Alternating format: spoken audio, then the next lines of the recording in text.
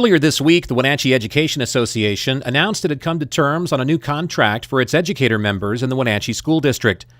The 2-year deal includes an immediate salary increase of 11 to 12%, as well as a cost of living adjustment for the 2019-2020 school year. Wenatchee Education Association President Chris Cameron says the wage increase is long overdue. In about the year 2000, we found that our state teacher salaries were kind of in the basement nationwide, and so voters in Washington State passed Initiative 732, which provided for annual cost of living adjustments to keep teacher salaries at pace with inflation.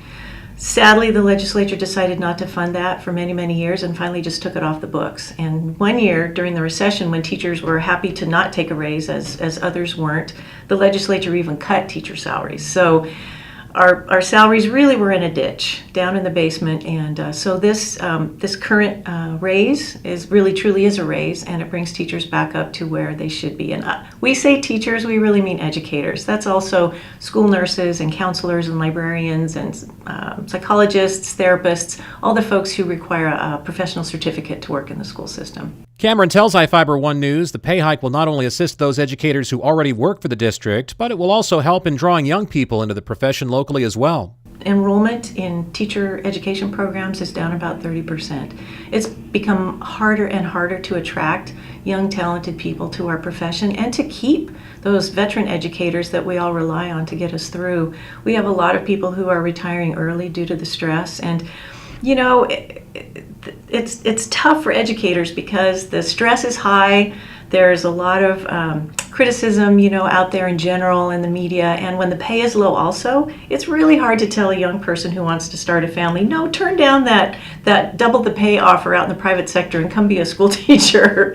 So we're really excited. We live in a beautiful area, and that's kind of a draw, and now we'll be able to offer competitive salaries to attract people into our profession and provide the great teachers that our community deserves. The aspects of bargaining the new agreement were more complicated than ever, according to Cameron, due to the manner in which the state legislature allocated its supplemental funding to the district, which made the raises possible. The state legislature really changed the rules of the game.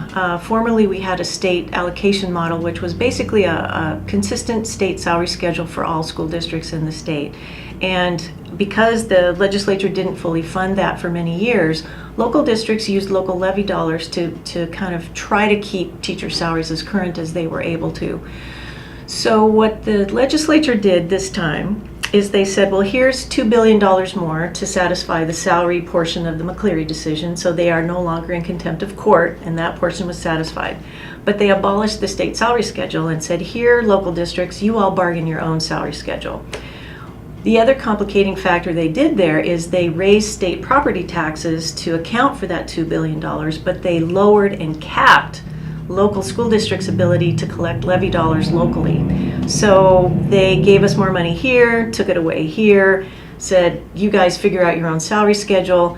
They also changed the way they fund educator positions. So in the past, the state provided for the salary that corresponded to a teacher's salary level based on their education and years of experience. So now the state only funds a flat rate for every teacher, regardless if they've been there for 30 years or they're brand new.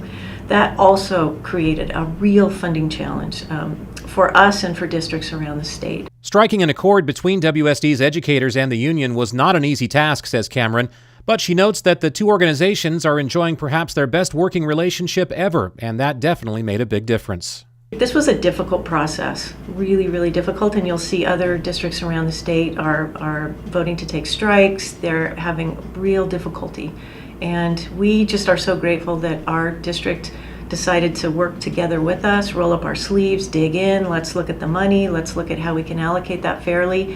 And we frankly are thrilled that not only do our teachers have the salaries that they deserve now and that we can be competitive with other districts, but also that we did so in a way that really preserves the positive relationship that we've built over the years. We feel that this is a life-changing raise for our members. Reporting for iFiber One News, I'm Chris Hansen.